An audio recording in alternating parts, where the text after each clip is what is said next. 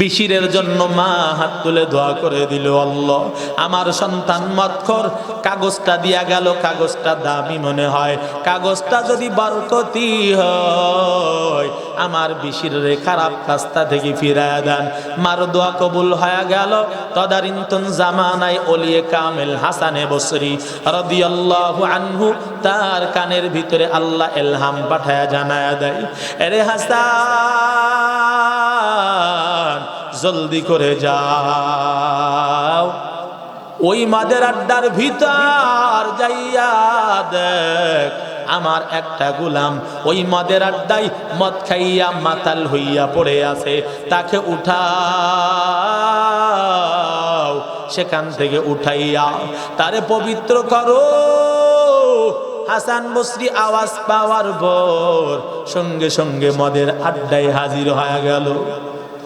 মদের আড্ডায় হাজির হওয়ার পর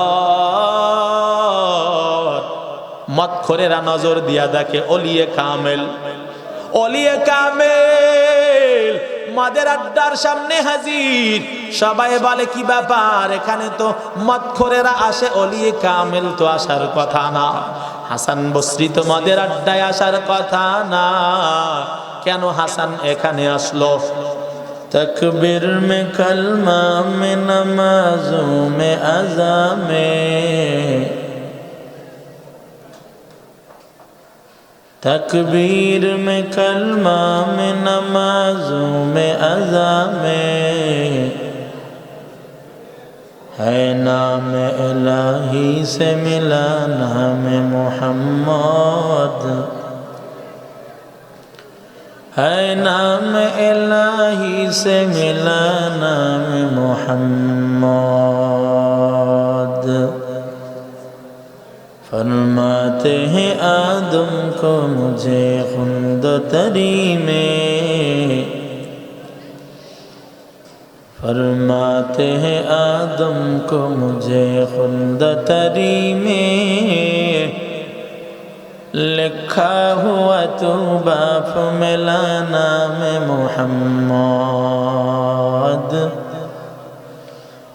लिखा हुआ तो बाप मिला नाम मोहम्मद।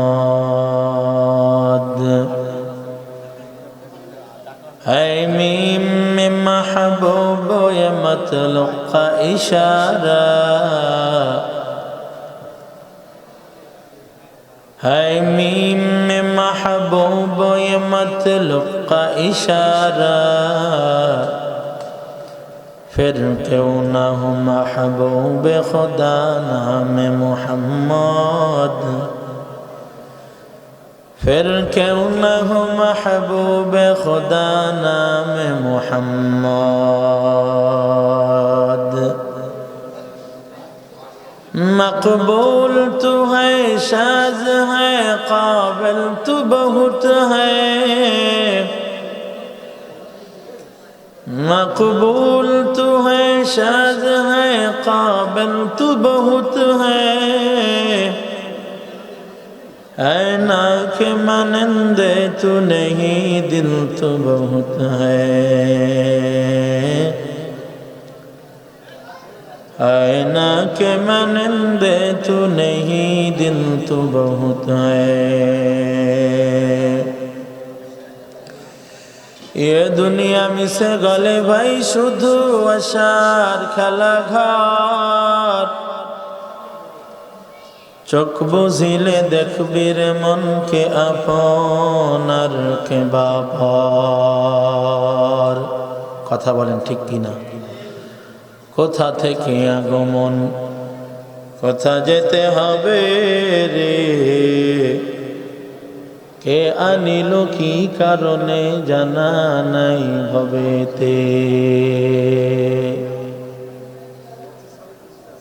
শোনো হাফিজ বাতু গুয়াম কে গুলতা জানামি মানাদ, अगर मानद शबे मानद शबे दीगर नमी मानद।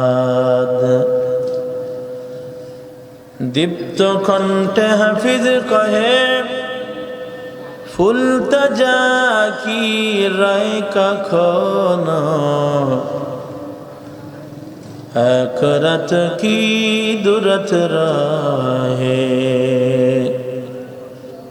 ভুল বুঝিস না তোর জীবন নদী পথে নৌকা চালাও কেরে মাঝি ভাই বেলা ডুবার আগে আমি ওপার উঠতে চাই ডুবে গেলে বেলারে আর সে তো উঠে না ভেঙ্গে গেলে মেলারে আর সে তো জমে না লা ইলাহা ইল্লাল্লাহ কেউ জবান বন্ধ রাখবো না তুই দেখতে পারো না এ পাশে দেখ তুই দেখবি না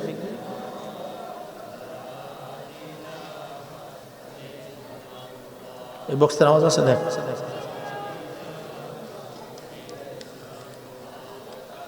লা ইলাহা ইল্লাল্লাহ লা ইলাহা ইল্লাল্লাহ লা ইলাহা ইল্লাল্লাহ লা ইলাহা ইল্লাল্লাহ লা ইলাহা ইল্লাল্লাহ লা ইলাহা ইল্লাল্লাহ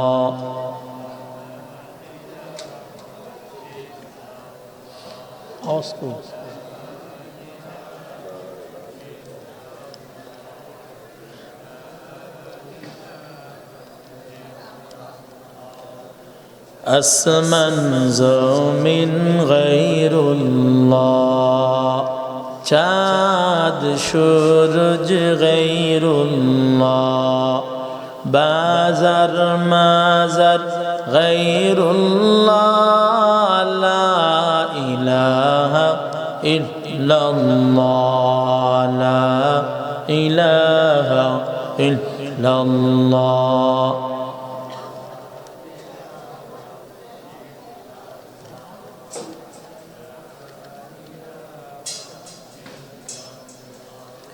লা ইলাহা ইল্লাল্লাহ লা ইলাহা ইল্লাল্লাহ মুহাম্মাদুর রাসূলুল্লাহ সাল্লাল্লাহু আলাইহি ওয়াসাল্লাম কবর পথের যাত্রী তুমি কয়দিন থাকবা দুনিয়ায়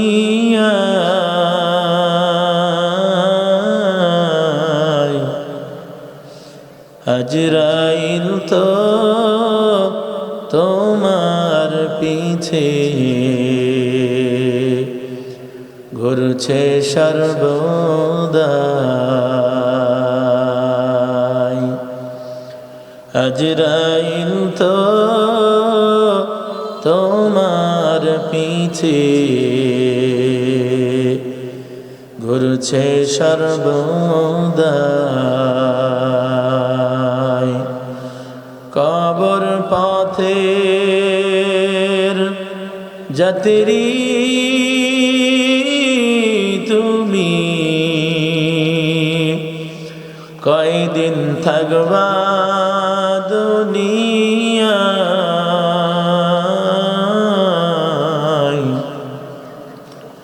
আজরাইল তো তোমার পিছে ঘুরছে সর্বদা কবর যে এক কঠিন মাকাম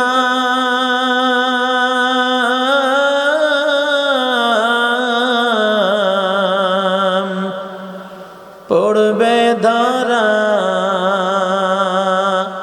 পাপী তামাম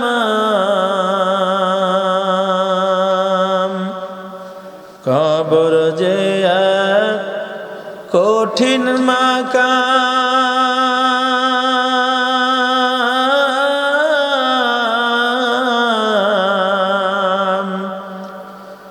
পড়বে ধরা পাপী তামাম, সলচাতুরি করার মতো জায়গা সে তো নয়।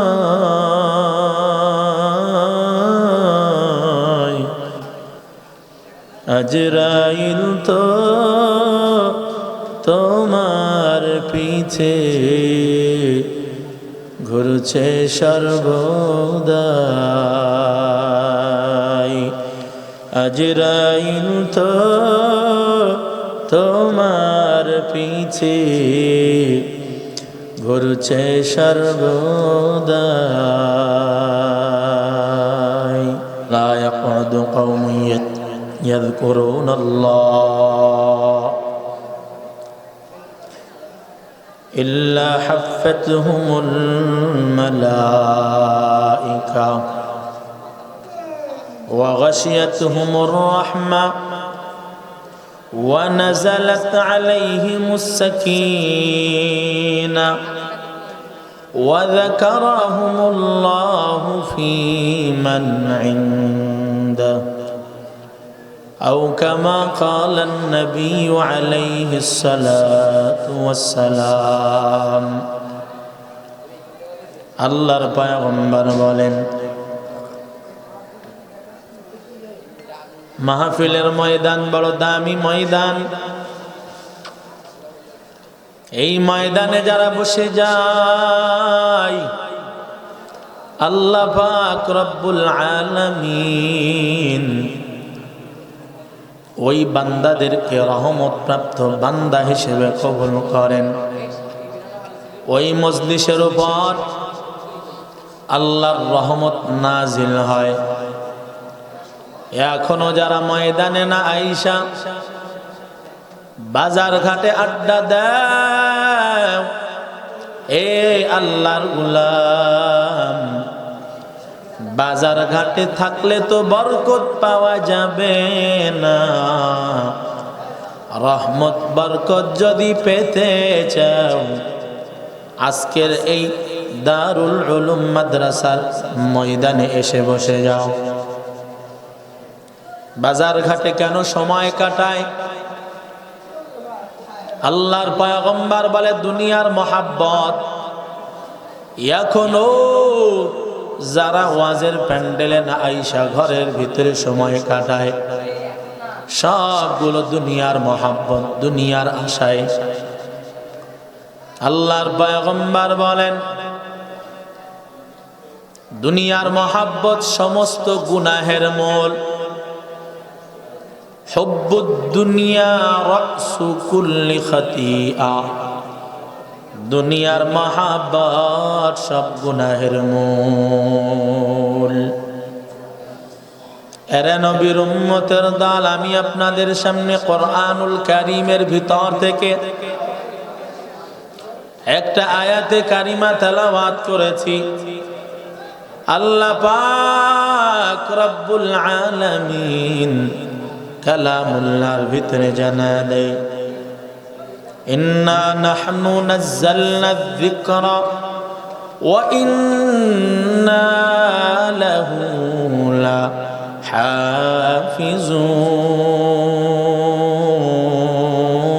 লাহাফিজুন। আল্লাহ পাক বলেন, নিশ্চয় যেই কোরআনকে আমি আল্লাহ নাজিল করেছি, ওয়া ইন্না লাহু লাহাফিজুন, সেই কোরআনকে আমি আল্লাহ হেফাজত করব। কে হেফাজত করবে? সবাই বলে। একটু জবান খুললে তো সওয়াব হবে। ওয়াজ মাহফিলের প্যান্ডেল সুবহানাল্লাহ আলহামদুলিল্লাহ বললে গুনাহ হয়? গুনাহ হবে না। সুবহানাল্লাহ আলহামদুলিল্লাহ বললে বরং আল্লাহ খুশি হবে, ঠিক কিনা? সুবহানাল্লাহ আলহামদুলিল্লাহ বললে শয়তান বেজার হবে। মুমিন ঈমানওয়ালারা কাকে খুশি করবে? শয়তান নাকি আল্লাহ? তো যারা শয়তানকে বেজার করতে চান একটু সুবহানাল্লাহ আলহামদুলিল্লাহ বলা যাবে না? আল্লাহ বলেন শয়তান তো বেজার হবেই হবে, আমি আল্লাহ খুশি শুধু হবই না, বরং যারা সুবহানাল্লাহ আলহামদুলিল্লাহ বলবে তাদের আমলনামা নেকি দ্বারা ভরপুর করে দিব। قال رسول الله صلى الله عليه وآله وسلم من قال سبحان الله والحمد لله تملأان أو تملأ ما بين السماوات والأرض। আল্লাহর পয়গম্বর বলেন, যেই বান্দা সুবহানাল্লাহ আলহামদুলিল্লাহ জবান নাড়াইয়া বলে, আল্লাহ পাক রব্বুল আলামিন আমল নামা ভরপুর করে সওয়াব দিয়ে দেয়। দুনিয়ার যত ফাঁকা জায়গা থাকে ভরপুর করে আল্লাহ নেক দিয়ে দেয় সুবহানাল্লাহ বলনেওয়ালার আমল নামা। তাফসীরে বাইজাবির ভিতরে পাওয়া যায়,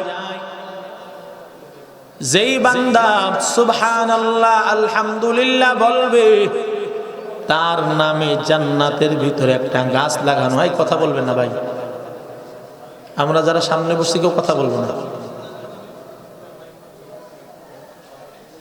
আমরা কোনো কথা না বলি ভাই, যেহেতু আপনারা কথা বললে আমার কথার ডিস্টার্ব হবে।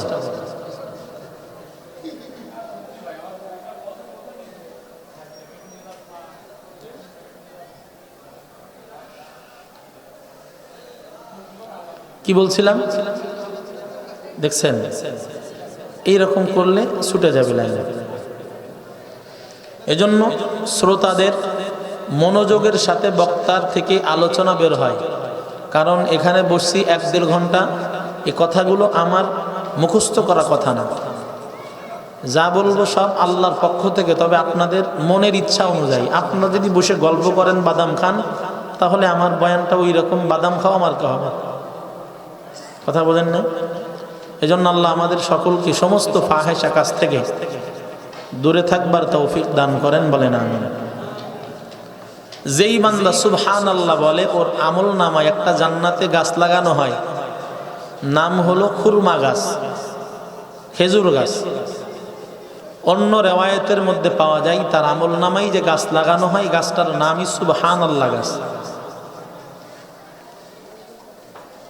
এই সুবহানাল্লাহ গাছটা এত বড়, কয় খালিদ ইবনে ওয়ালিদের মতো বীর বাহাদুর যদি ঘোড়া চালায়া যায়, 500 বছর চালাইলেও এ ঘোড়া গাছের ছায়া অতিক্রম করতে পারবে না। সুবহানাল্লাহর বরকতের গাছের এত বড় হবে যে একবার সুবহানাল্লাহ বলবে তার আমলনামায় একটা গাছ লাগানো হবে, 2 বার বললে 2টা। তো এখানে বসে বসে আলোচনার ফাঁকে ফাঁকে সুবহানাল্লাহ আলহামদুলিল্লাহ বললে তো আমার আমলনামাই ভারী হবে। কথা বলেন ঠিক কিনা? আল্লাহর নবী বুখারীর হাদিসের মধ্যে বলেন, জান্নাত হলো একটা খোলা জায়গা, চাটিয়াল ময়দান, একেবারে ফাঁকা জায়গা। এই জান্নাতটা বান্দার আমল দ্বারা সাজানো হয়।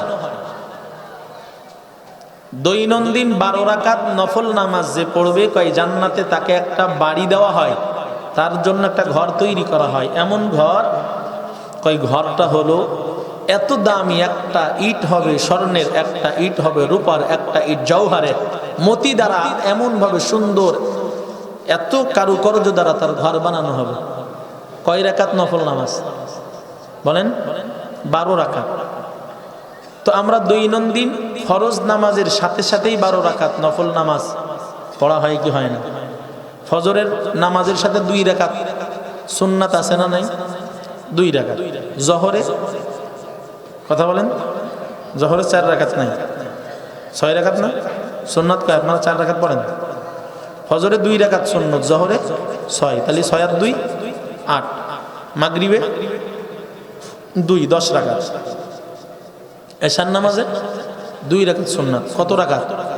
এই 12 রাকাত যারা পড়বে তাদের আমল নামাই একটা ঘর জান্নাতে দেওয়া হবে, যে ঘরটা এত দামি, তার প্রত্যেকটা ইট হবে এক একটা এক এক রকমের দামি দামি দ্বারা।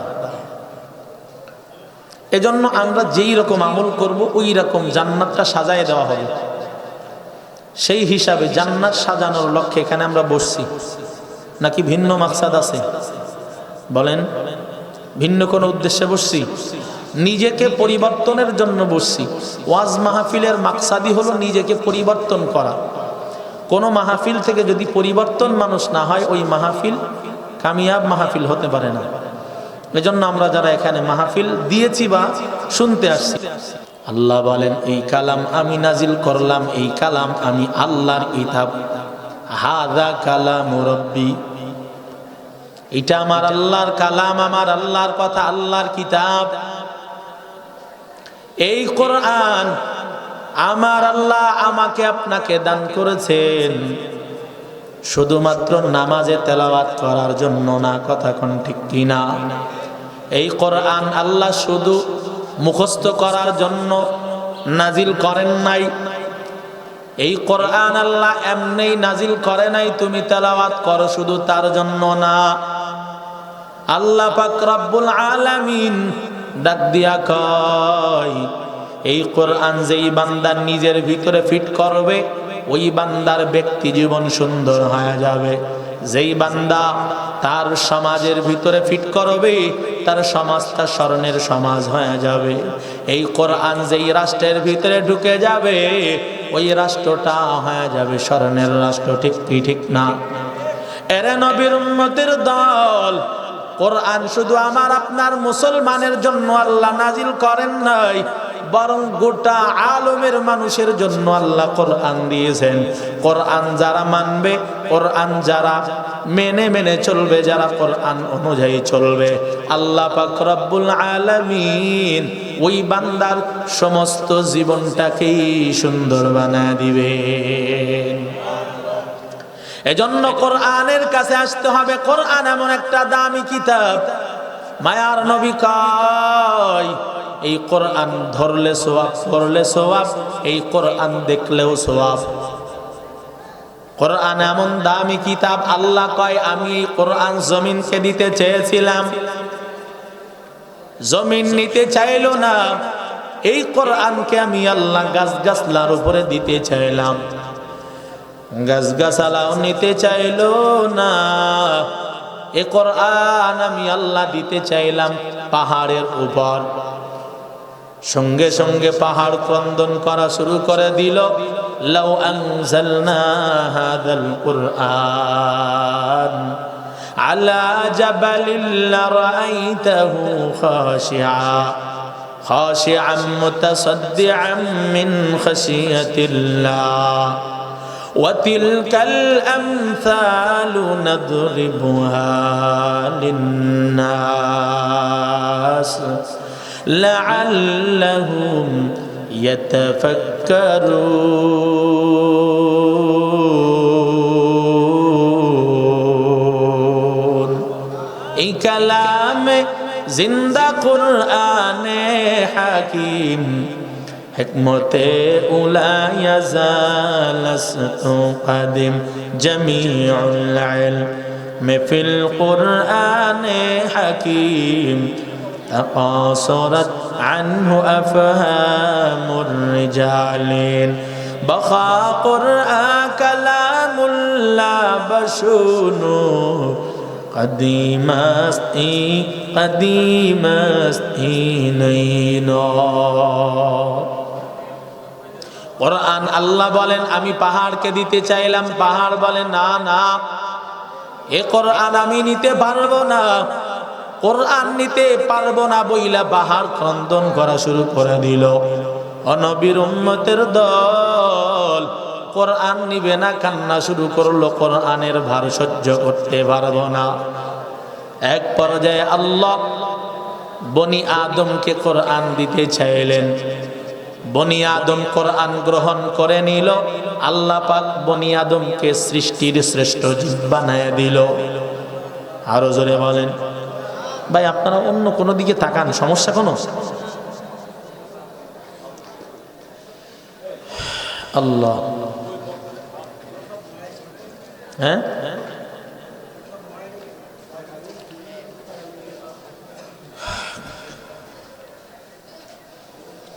আল্লাহ পাক রব্বুল আলামিন মানুষকে দিতে চাইলো, মানুষ নিল, তো মানুষ দামি হয়ে গেল।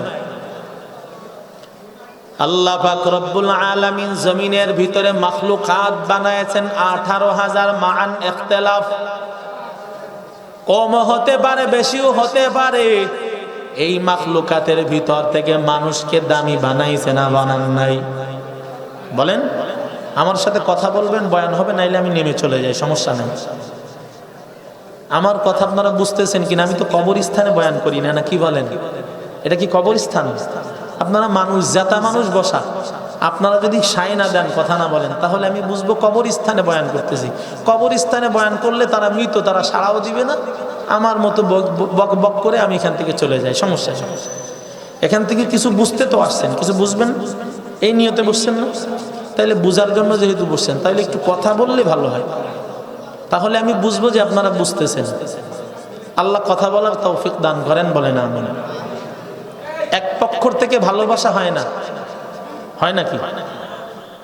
এখন যদি আপনারা সামনে বসে আমার সাথে কথা না বলেন, কেমন জানি শতাশতিনের মতো ভাব যদি দেখান যে হুজুর বসছে, পাস করলি ডুবি বলা, খবরদার এই হালার বয়ান শোনা যাবে না, এইরকম যদি নিয়ত থাকে, উঁচা টুবি কেন পড়লো না, নিচা টুবি কেন পড়লো, এইটা করলো কেন, সেইটা কেন, হুজুর মনে হয় কমই, এইটা আলিয়া, এইরকম নিয়ত নিয়ে যদি বসেন, এই বয়ান দ্বারা আপনারও কোনো লাভ হবে না, আমার করার দ্বারাও কোনো উপকার হবে না। কোরআন হাদিসের আলোচনা, এখানে কোনো দলীয় আলোচনা। তাহলে এখানে আমরা যারা বসছি, আমরা একটু কথা বলবো, কি পারা যাবে না? ইনশাল্লাহ কথা বলেন, পারা যাবে না? আল্লাহ তৌফিক দান করেন। তো আল্লাহ পাক কত হাজার মাখলুক বানাইছে? হ্যাঁ, 18,000 মাখলুক। বলতে পারেন হুজুর আমরা তো 18,000 মাখলুক দেখি না। আমেরিকান একজন বিজ্ঞানিক, নাম হলো ডক্টর জেরক্স, একটা কিতাব লিখেছে। এই কিতাবের মধ্যে তিনি প্রাণী সংক্রান্ত একটা বিষয় উল্লেখ করেছে। ডক্টর জেরক্স বলেন, আল্লাহ পাক স্থলভাগে যতটা প্রাণী না বানায়েছেন, এর থেকে বেশি প্রাণী আল্লাহ বানায়েছেন জলের ভিতর, পানির ভিতর। পানির ভিতর আল্লাহ যতটা মাখলুকাত না বানাইছে জঙ্গলে, তার থেকে বেশি দিয়েছেন। এরে আল্লাহর গোলাম, এত মাখলুক আমার আল্লাহ বানাইলো, আর সব মাখলুকাতের ভিতর বনি আদমকে শ্রেষ্ঠ বানায় দিলেন। বনি আদম আশরাফুল মাখলুকাত। বলে কেন আশরাফুল মাখলুকাত হইল? খানার কারণে। বলেন, খানার কারণে হয়েছে? বেশি খানা খাইতে পারে বিদায় হয়েছে? না না, বেশি খানা তো আমার আপনার থেকে একটা বাঘে বেশি দৈনন্দিন খানা খাই, মেধার দিক থেকে বেশি দামি হয়েছে। বলে না না, আমার আপনার থেকে অনেক বড় বেশি বুদ্ধিমান হলো অন্যান্য প্রাণী, মেধার দিক থেকে তারা অনেক আগায়। এরে আল্লাহর গোলাম, শক্তির দিক থেকে আমার আপনার থেকে একটা গরু অনেক শক্তিশালী। খানার দিক থেকেও মানুষ দামি না, মানুষ ব্রেন্টের দিক থেকেও দামি না। আল্লাহ পাক রব্বুল আলামিন কেন মানুষকে দামি বানাইলো? বলে মানুষ এজন্যই দামি, মানুষকে আল্লাহ কোরআন দিয়েছে, কোরআন পাইয়া মানুষ দামি। কোরআন হলো কষ্টি পাথর, কই যারই ঘষা দেয় সেই দামি হয়ে যায়, ঠিক কি ঠিক না? কোরআন এমন একটা কষ্টি পাথর, এমন একটা কষ্টি পাথর, এই কোরআন একটা কাগজের সাথে লেগে গেল, কাগজের কোনো দাম নাই। এই কাগজ যদি রাস্তায় পড়ে যায়, এই কাগজটা কেউ উঠাবে না, চুমাও দিবে না, ঠিক কি ঠিক না? এই আল্লাহর গোলামেরা, এই কাগজটা কেউ উঠায়া বুকে নিবে না, মুখে লাগাবে না, এই কাগজের কোনো দাম নাই। তবে কোরআনের সাথেও এমন একটা কাগজ মিলছে না, মেলে নাই? কথা বলেন, এমন দামি হয়েছে, বলে আর কাগজ তার নাম রইল না। ওই কোরআনের সাথে মিলার কারণে ওই কাগজটাই হয়ে গেল কোরআন, ডাইরেক্ট নাম হয়ে গেল কোরআন। আর এই কোরআনের পৃষ্ঠা রাস্তায় যদি পড়ে যায়, এই কোরআনের পৃষ্ঠা যদি কোথাও কেউ পেয়ে যায়, সঙ্গে সঙ্গে উঠায়া নেয়, সঙ্গে সঙ্গে মুখে লাগাই, বুকে লাগাই। কারণটা কি? বলে কোরআনের সাথে লাগছে, এই কাগজের দাম আল্লাহ বাড়ায় দিয়েছেন, দাম বেড়ে গেল। ও নবীর উম্মতের দল, এই কোরআনকে মহব্বত করিয়াও আল্লাহর কাছে অনেক মানুষ দামি হয়ে গেল। কেমন দামি হলো? বিশরে হাফির নাম আপনারা শুনেছেন, শত শত বছর আগের ঘটনা। আল্লাহর এক বান্দা ছিলেন, নাম হলো বিশির। আল্লাহর বান্দা মদখোর ছিলেন, নাম করা একজন মদখোর। মদের আড্ডার দিকে রওনা দিয়া বিশির যখন মদের আড্ডার দিকে যায়, হঠাৎ কইরা রাস্তার ভিতরে একটা কাগজ পড়িয়া থাকতে দেখে, উঠাইয়া বুকে মুখে লাগাইয়া আল্লাহর বান্দা ওইটা নিয়া বাসার দিকে রওনা দিয়া যায়। মায়ের কাছে গিয়া বলে, মা কাগজটা বড় সম্মানিত মনে হয়, উঠায়া রাখো, ঘরের ভিতরে রেখে দাও। মা কাগজটা উঠাইয়া হাতে নিয়া নজর দিয়া দেখে কাগজটা দামি দামি মনে হয়। এক পর্যায়ে আল্লাহর গোলাম কাগজ রেখে মার থেকে যখন বিদায় নিয়ে যায়, ওই সময় মা আল্লাহর কাছে দোয়া দিয়ে দেয়, আল্লাহ এই কাগজটা দামি মনে হয়, আমার সন্তান উঠাইয়া আমার কাছে দিয়ে দিল।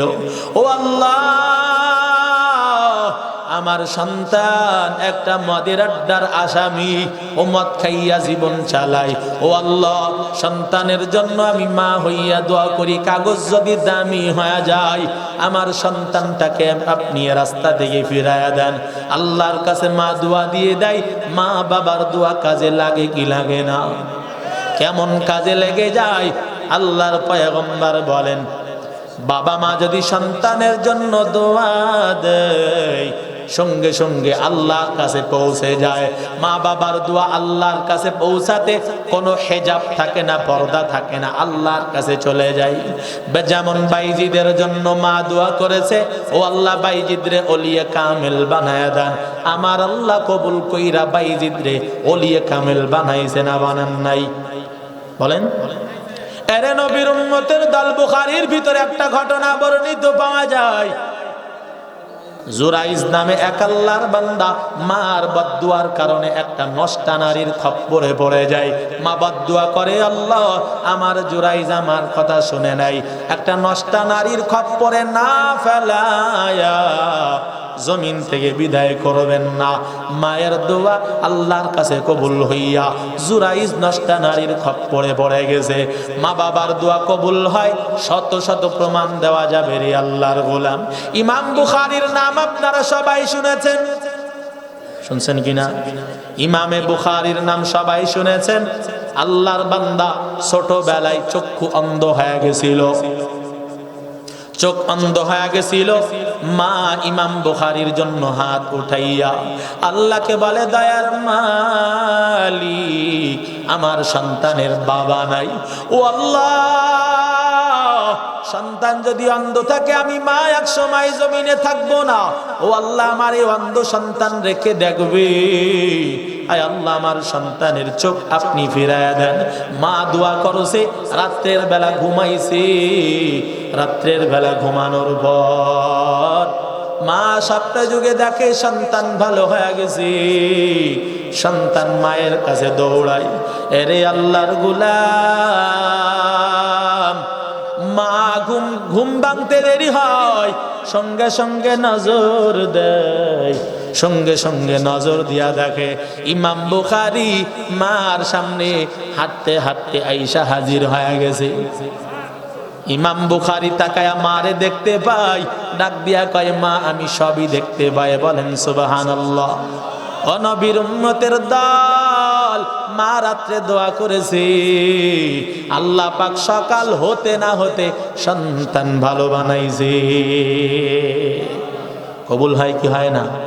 ওরে মায়ে যদি দোয়া করে চলে যায় আরশ পারে, সাথে সাথে কবুল হয় ফল দেখিতে পাও।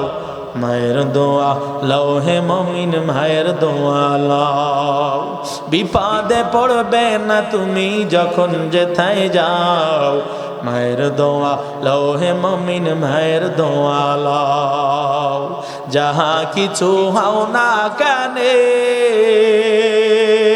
ওরে কিছুই না মায়ের দোয়া বিনে, বাস্তবে না বুঝা তুমি কইরো না যে পাও। মায়ের দোয়া লও হে মুমিন, মায়ের দোয়া লও।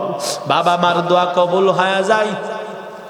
বিশিরের জন্য মা হাত তুলে দোয়া করে দিল, আল্লাহ আমার সন্তান মদখোর, কাগজটা দিয়া গেল, কাগজটা দামি মনে হয়, কাগজটা যদি বরকতি হয় আমার বিশিরের খারাপ রাস্তা থেকে ফিরায়া দেন। মার দোয়া কবুল হয়ে গেল। তদারিন্তন জামানায় ওলিয়ে কামেল হাসানে বসরি রাদিয়াল্লাহু আনহু তার কানের ভিতরে আল্লাহ ইলহাম পাঠায়া জানায়া দেয়, আরে হাসান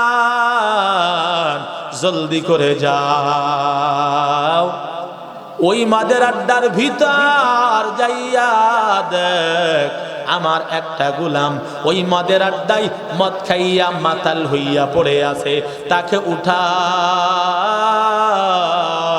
সেখান থেকে উঠাইয়া তারে পবিত্র করো।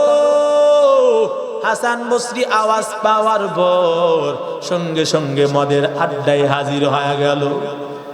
মদের আড্ডায় হাজির হওয়ার পর মদখোরেরা নজর দিয়া দেখে ওলিয়ে কামেল, ওলিয়ে কামেল মদের আড্ডার সামনে হাজির। সবাই বলে কি ব্যাপার, এখানে তো মদখোরেরা আসে, ওলিয়ে কামেল তো আসার কথা না, হাসান বসরি তো মদের আড্ডায় আসার কথা না, কেন হাসান এখানে আসলো? ও আল্লাহর ওলি কেন আপনি এখানে আসলেন বলেন? হাসানে বসরি ডাক দিয়া কয়, বিশির নামে কেউ আছে নাকি? যারা যেমন ধারণাটাও তেমন হয়, ঠিক কিনা? এই আল্লাহর গোলাম মদখোরেরা মনে করে মনে হয় মদ খাইতে আসে, চোর মনে করে চুরি করতে আসে। হুজুর যদি রাস্তায় যায়, হাঁটতে যায়, দোকানে বসে, হয় হুজুর মনে হয় খারাপ কাজে গেছে, কেমন আছে না না। হুজুরদের তো পায়ে পায়ে দোষ, আল্লাহ মাফ করেন। যারা খারাপ ধারণা হুজুরদের পরে করে আল্লাহ তাদেরকে হেদায়েত দান করেন, বলেন আমিন। এরে নবীর উম্মতের দল, হাসান বসরি কয় কোথায়? বিশিরকে আমাকে দেখায়া দাও।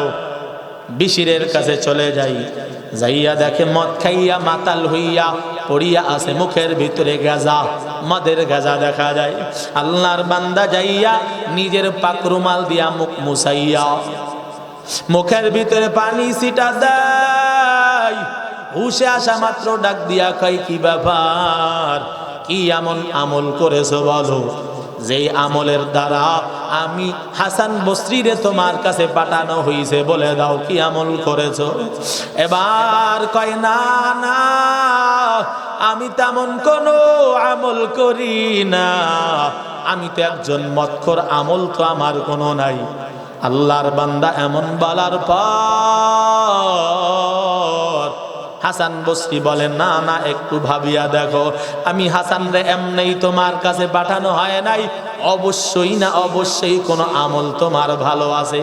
এইটা বলার পর এবার বিশির ডাক দিয়া কয়, হযরত তেমন কোনো আমল আমার জানা নাই, তবে একটা বিষয় আমার আজকে হয়তো মনে এমন হয়, আমি বাসার থেকে বের হইয়া মদের আড্ডায় আসার মুহূর্তে একটা কাগজের টুকরা পেয়েছিলাম, এই কাগজের টুকরা আমি বুকে লাগাইলাম, মুখে লাগাইলাম, আমি সুন্দর করে বাসার ভিতরে উঠাইয়া রেখে আসি। আল্লাহর বান্দা বলে কোথায় কাগজের টুকরা দেখায়া দাও, কাগজের টুকরা আমি দেখতে চাই।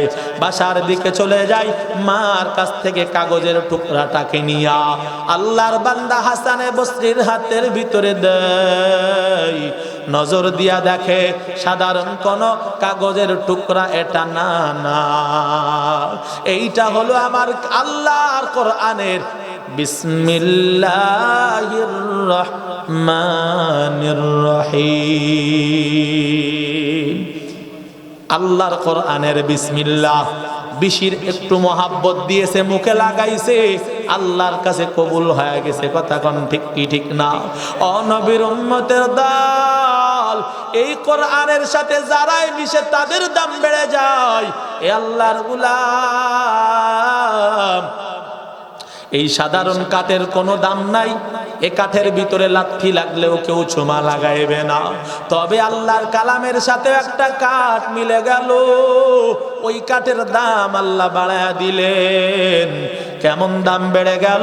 ভাই কোরআনের সাথে লাগার কারণে ওই কাঠটা যদি কোথাও পড়ে যায়, কোনো ছোট বাচ্চার হাত থেকে যদি পড়ে যায়, সঙ্গে সঙ্গে উঠায় বুকে লাগায়, মুখে লাগায়, চুম্বন করে দেয়। কারণটা কি বলো? এইটা অন্য কোনো কারণ না, কোরআনের সাথে মিলেছে তো আল্লাহর কাছে দামি হয়ে গেছে। বান্দার হাত থেকে পড়ছে, অন্য কাঠ চুমা লাগাই না, বরং চুলার ভিতরে আগুন জ্বালায়া দেয়। আর এই কাঠটা আল্লাহর বান্দা হাত থেকে পড়ার সাথে সাথে মুখের সাথে লাগায়া দেয়। এ সম্মান দিয়েছে আমার আল্লাহ। এই কাঠের দাম ছিল না, বাড়াইছে আমার আল্লাহ। এ নবীর উম্মতের দল, কাপড়ের কোনো দাম নাই। এই মাথার উপরেও একটা কাপড় দেখা যায়, আপনার পায়ের মোজাও একটা কাপড়। আল্লাহর কোরআনের সাথেও একটা কাপড় মিলে গেল, নাম পরিবর্তন হয়ে গেল, নাম হয়ে গেল গিলাফ। কথা কোন ঠিক কিনা?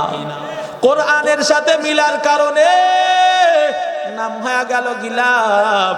এই গিলাফটাকে যদি বান্দা হাত থেকে ফেলায় দেয়, সুমা লাগাই, মুখে লাগাই, বুকে লাগাই, পরিষ্কার করিয়া রাখে, এ আল্লাহর বান্দারা, এগুলো সব আমার আল্লাহর পক্ষ থেকে বান্দার জন্য।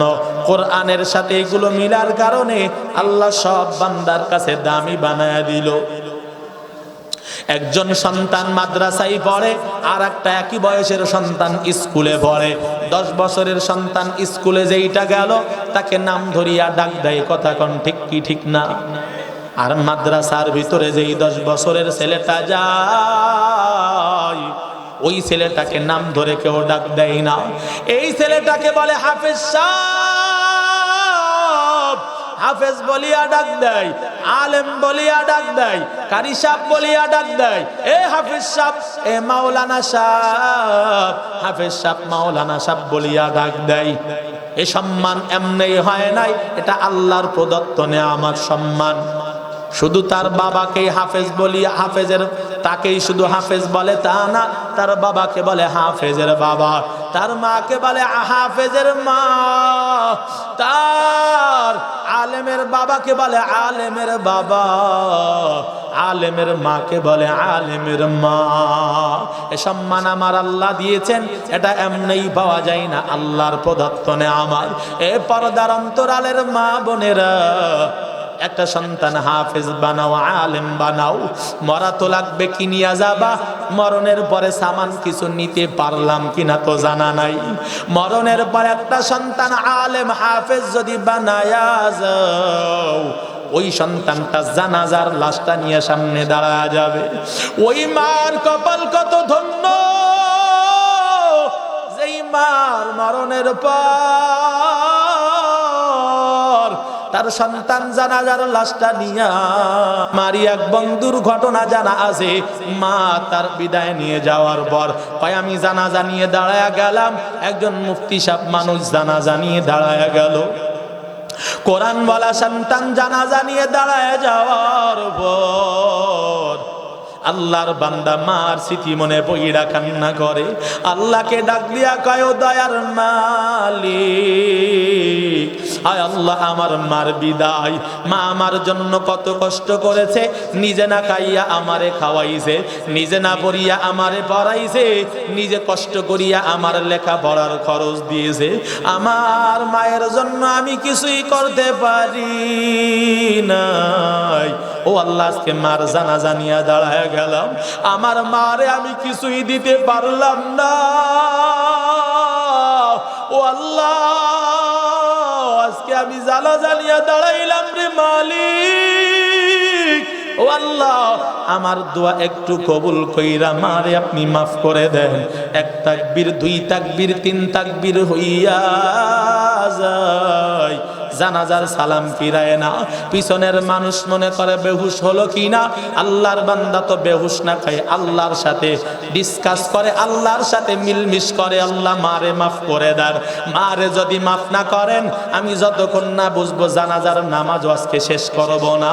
আল্লাহর বান্দা আলেম জানাজার ভিতর দাঁড়ায়া তার নিজের জবান থেকে শুনেছি, সে বলে আমার কেমন জানি দিলটা ইতমিনান হইল, দিল ঠান্ডা হয়ে গেল। কেমন জানি আমার আল্লাহ আমারে বলতেছে তুই জানাজা শেষ করে দে, আমি আল্লাহ তোর মারে মাফ করে দিয়েছি। এই আল্লাহর গোলামেরা এই রকম জানাজা পড়ানোর মতো একটা সন্তান বানায়া যান। আমার মা বাবা আমারে বানাইলো জানাজা পড়ানোর সন্তান। এ আল্লাহর বান্দারা, তুমিও বানাও একটা জানাজা পড়ানোর মতো সন্তান।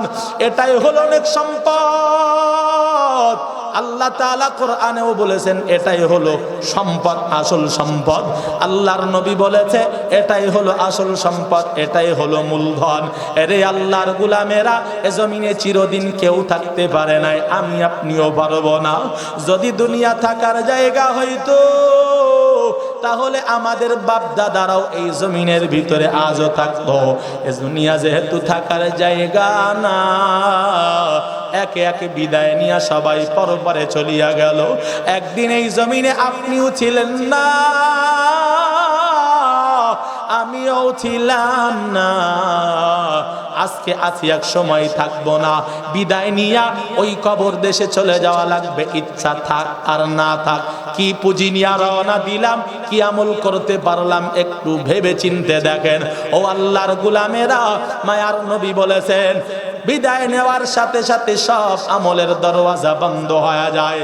قال النبي صلى الله عليه وسلم إذا مات الإنسان انقطع عنه عمله إلا من ثلاث।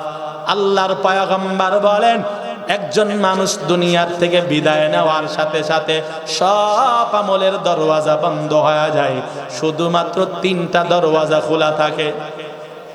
তিনটা দরওয়াজা খোলা। এই তিনটা দরওয়াজার ভিতর এক নাম্বার হলো সাদকাতুন জারিয়া। যেই বান্দা সাদকায়ে জারিয়া, জনকল্যাণমূলক কাজ করেছে, রাস্তা তৈরি করেছে, রাস্তার পাশে গাছ লাগাইছে, একটা কল নির্মাণ করে দিয়েছে, এ আল্লাহর বান্দারা এই রকম জনকল্যাণ স্বার্থে যত কাজ করবে, এইগুলা তার নেক আমল পৌঁছানোর একটা মাধ্যম। কবরের ভিতরে সওয়াবগুলো যাইতে থাকবে, ও কবরে থাকবে। এই রাস্তা বানানোর কারণে রাস্তা দিয়া মানুষ হাঁটা চলা করবে। যে রাস্তা বানাইলো তার কবরের ভিতরে আল্লাহ সওয়াব পৌঁছাইতেই থাকবে। সুবহানাল্লাহ।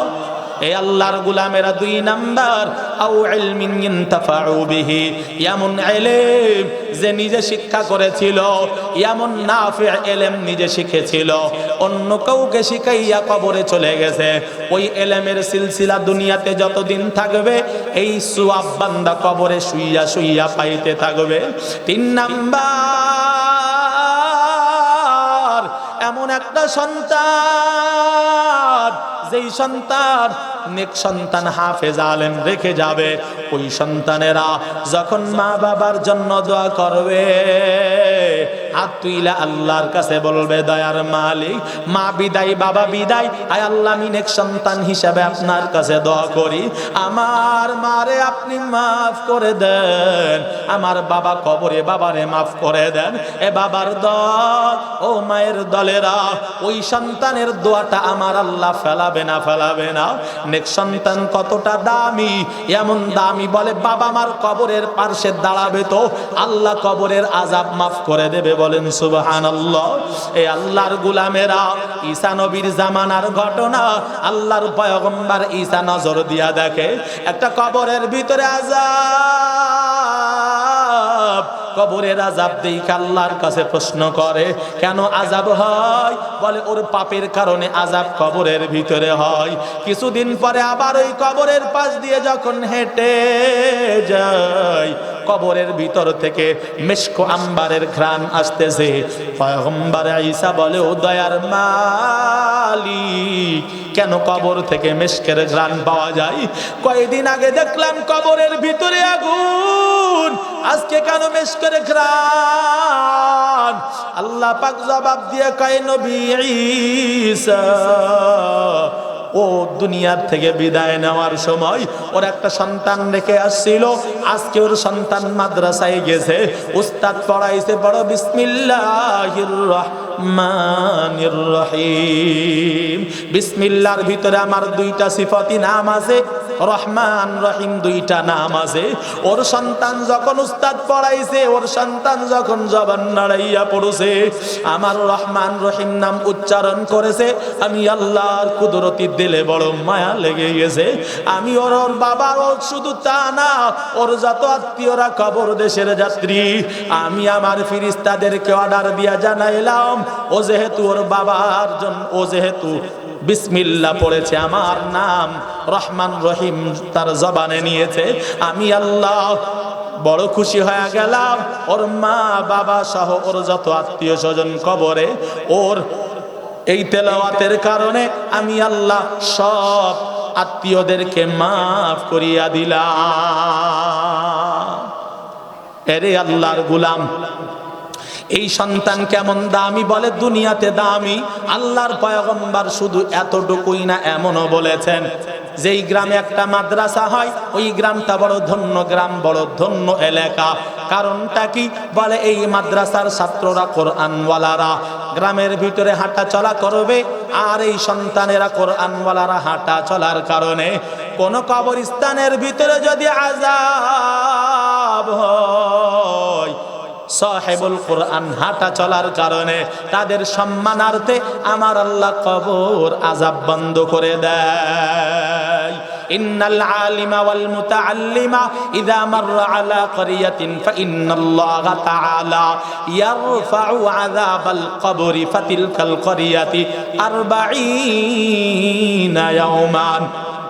এ আল্লাহর গোলামেরা শুধু তা না, আল্লাহর পয়গম্বর আরো বলেছেন, ক্বালা রাসূলুল্লাহি সাল্লাল্লাহু আলাইহি ওয়াসাল্লাম, মান ক্বারাআল কুরআন ফাস্তাযহারাহু ফাআহাল্লা হালালাহু ওয়া হাররামা হারামাহু আদখালাহুল্লাহুল জান্নাহ ওয়া শাফাআহু ফি 'আশরাতিন মিন আহলি বাইতিহি কুল্লুহুম ক্বাদ ওয়াজাবাত লাহুন নার।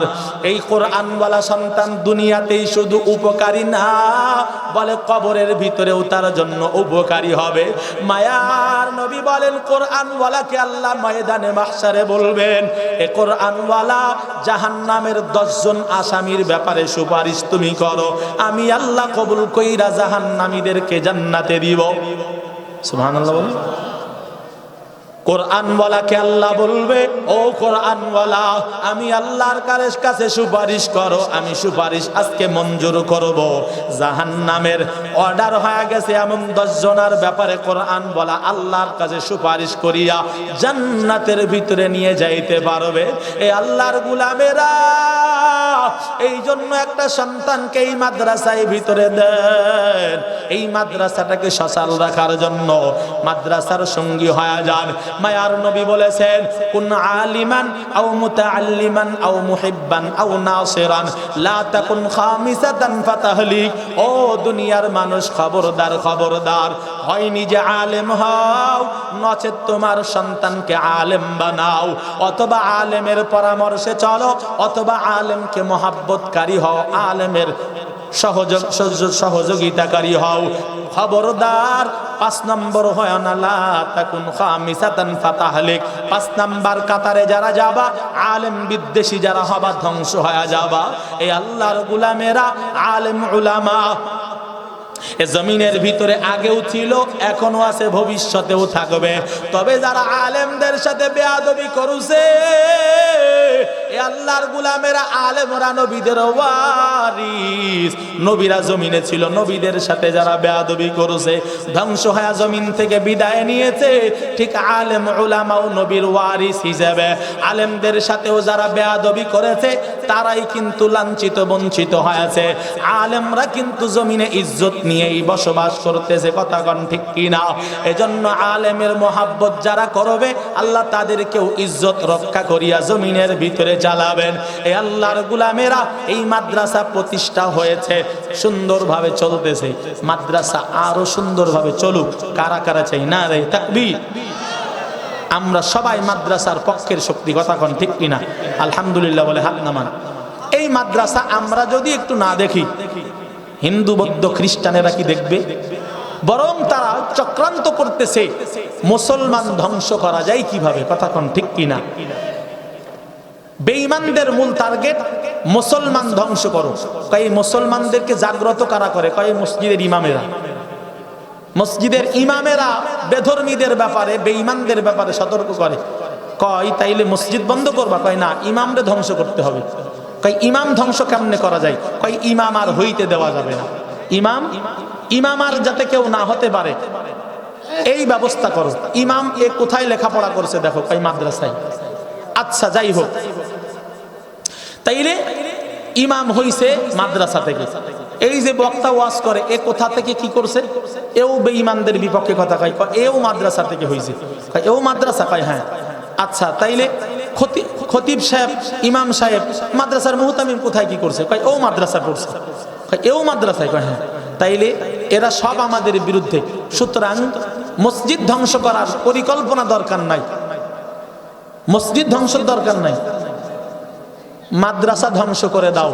এই আলেম আর হবে না, ইমামও আর পাওয়া যাবে না, জাতিকে সতর্ক করার লোকও আর আসবে না, কথা কোন ঠিক কিনা? এজন্য বেঈমানেরা সুদূর পরিকল্পনা নিয়ে মাদ্রাসা বন্ধ করার মিশন চালাচ্ছে।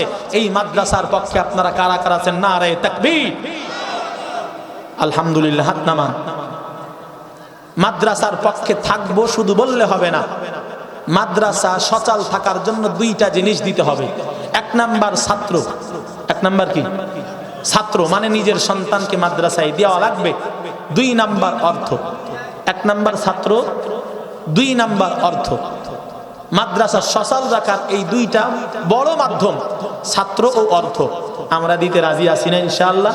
আলহামদুলিল্লাহ, আপনারা ছাত্র দিয়েছেন মাদ্রাসায় 200-র উপরে এখন ছাত্র, কি তাই তো না? 300, 200-র উপরে ছাত্র, আলহামদুলিল্লাহ 200 প্লাস ছাত্র দিয়েছেন। এখন অর্থের প্রয়োজন, দিতে রাজি আছেন তো সবাই? কথা বলেন, আছেন তো? আমার আপনার কই মাদ্রাসাগুলো কওমি মাদ্রাসা, কওম মানে জাতি, জাতির মাদ্রাসা। এখানে সরকারি কোনো অনুদান আসে না, আমার আপনার রক্ত পানি করা টাকা দিয়ে এই মাদ্রাসা চলে। আর আল্লাহ পাক এগুলোই আমাদের নাজাতের জরিয়া বানাবেন কিয়ামতের ময়দানে। সুবহানাল্লাহ বলবেন না? এজন্য আপনাদের কাছে বছরে বছরে একটু চাওয়া হয়, এটা নাজাতের মাধ্যম, কথা কোন ঠিক কিনা? আপনাদের ভালোর জন্য করা হয়, মাহফিল হয়, আপনাদের কাছে চাওয়া হয় দেন। আর এগুলো দিবেন তো আল্লাহ পাক ওই পরজগতের জন্য নাজাতের ব্যবস্থা করে দেবেন। এজন্য আমি এখান থেকে একটু দেখতে চাই জান্নাতের সুসংবাদ প্রাপ্ত 10 জন সাহাবী। এক নাম্বার সাহাবীর নাম হলো আবু বকর সিদ্দিক রাদিয়াল্লাহু তাআলা আনহু, কথা কোন ঠিক কিনা? এত দামি সাহাবী যার ব্যাপারে আল্লাহর নবী বলেছেন, লাউ কুনতু মুত্তাখিদান খলিলান গায়রা রাব্বি লাত্তাখাযতু আবা বকরিন খলিলা। আল্লাহ পাক যদি জমিনের ভিতরে আল্লাহ বাদে কাউকে বন্ধু বানানোর অপশন আমি মুহাম্মদকে দিত, আমার